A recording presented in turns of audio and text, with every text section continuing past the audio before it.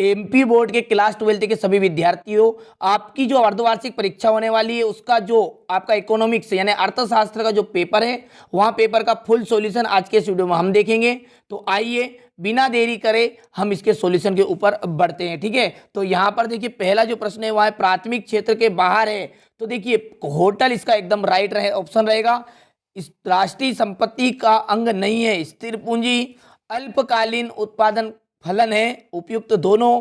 यहाँ पर देखिए किन्स के अनुसार राष्ट्रीय आय तथा कुल व्यय के मध्य संबंध होता है, तो फलनात्मक। चलिए आगे बढ़ते हैं इसी तरह से। तो स्थिर लागत है तो श्रम आ जाएगा इसका। भारत का भुगतान संतुलन है प्रतिकूल, और व्यक्तिगत इकाई तो इसका आपका जो अंतिम रहेगा उसका जाएगा व्यक्तिगत इकाई। रिक्त स्थान की तरफ आगे बढ़ते हैं। तो उत्पादन के साधन है, 5 होते हैं उत्पादन के साधन।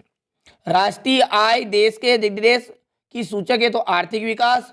भारत में राष्ट्रीय आय की गणना का कार्य केंद्रीय सांख्यिकी और संगठन कहता है। ठीक है, तो आगे बढ़ते हैं।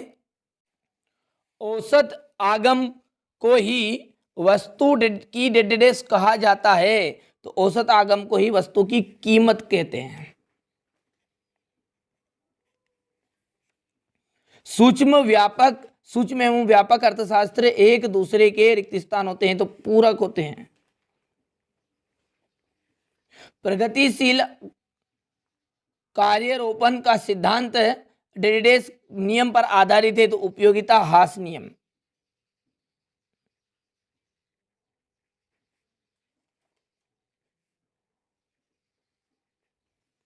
चलिए अगला देखते हैं, सही जोड़ी। उपभोग फलन आ जाएगा आपका CF = FY। यहां पर देखिए ये पहला आपका रहेगा। कीमत तल आ जाएगी न्यूनतम मजदूरी विधान। लार्डकिंस का जाएगा the journal theory of employment. बैंकों का नियमन होता है, तो बैंकों का जो नियमन होगा वह क्या है, चौथे का आपका आंसर रहेगा बैंकिंग अधिनियम 1949। जीडीपी का पूरा नाम क्या है, तो सकल राष्ट्रीय उत्पाद मूल्य। हाँ देखिए यहाँ पर ये गलत हो गया, इसका जीडीपी का पूरा नाम क्या है, सकल घरेलू उत्पाद है। ठीक है, तो यहाँ पर इसका जाएगा आपका कौन सा, ये 5वां। और अंत है शुद्ध राष्ट्रीय उत्पाद, सकल राष्ट्रीय उत्पाद मूल्य ह्रास, ये छठा आपका होने वाला है। ठीक है, एक वाक्य में उत्तर है। अब आगे पहला है, व्यष्टि अर्थशास्त्र का प्रमुख विषय क्या है, तो कीमत सिद्धांत विश्लेषण। यहां पर लिख देता हूं मैं, कीमत सिद्धांत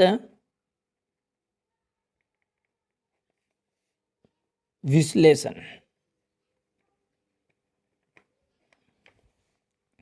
उत्पादन फलन कितने प्रकार का होता है, तो उत्पादन फलन कितने प्रकार का होता है, तो 2 प्रकार का होता है। राष्ट्रीय आय व आर्थिक कल्याण में कैसा संबंध होता है, तो इनमें जो संबंध होता है वहाँ होता है रिजर्व ऑफ इंडिया। ठीक है, यानी रिजर्व बैंक ऑफ इंडिया।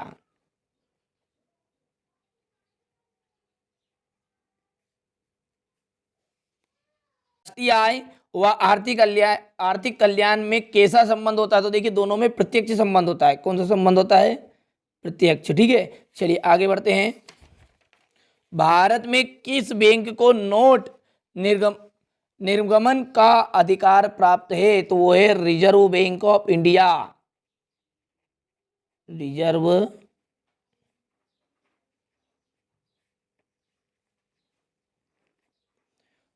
विलासिता की वस्तुओं की मांग की लोच किस प्रकार की होती है, तो अत्यधिक लोचदार होती है।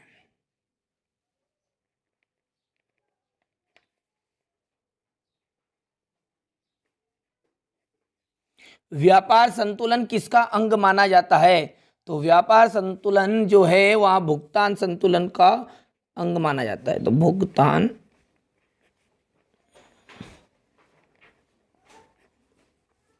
ठीक है। सत्य देखेंगे तो सत्य में देखिएगा स्टॉक परिवर्तन एक प्रवाह है, यहाँ पर एक बात सत्य है, दूसरा भी आपका सत्य है। देखिए बिना समय गवाए अब थोड़ा जल्दी बता देता हूँ आपको, पढ़ लीजिएगा आप। बजट पर भाषण गृह मंत्री द्वारा दिया जाता है, तो असत्य बात है। जनसंख्या वृद्धि का प्रति व्यक्ति आय पर कोई प्रभाव नहीं पड़ता है, तो ये बात भी आपकी असत्य है। और उपयोगिता को मुद्रा से नहीं मापा जा सकता, ये बात भी असत्य है। शिक्षा का व्यय विकासात्मक व्यय है, ये आपकी राइट बात है। और अंतिम भी आपका सत्य रहेगा कि उपयोगिता व्यक्तिगत होती है। ठीक है, चलिए आगे बढ़ते हैं। क्वेश्चन नंबर 6 से यदि हम बात करें तो 2 अंक के क्वेश्चन आंसर शुरू हो गए हैं। व्यष्टि अर्थशास्त्र की कोई एक परिभाषा देनी है। स्थिर लागत से क्या से है। ठीक है, बहुत ही सिंपल से प्रश्न आपके अर्धवार्षिक पेपर में आने वाले हैं, इनको आप कंप्लीट करके अच्छे अंक प्राप्त कर सकते हैं।